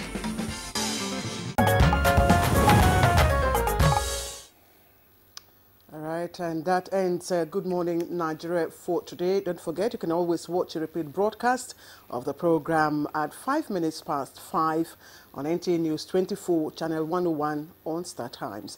I am Claire Delabu Abdurazak from all of us here. Good morning. And I'm Kingsley Osadolo. I join Claire in appreciating your tuning in to us today. We are back tomorrow same time at 7 in the morning. Enjoy the rest of your day.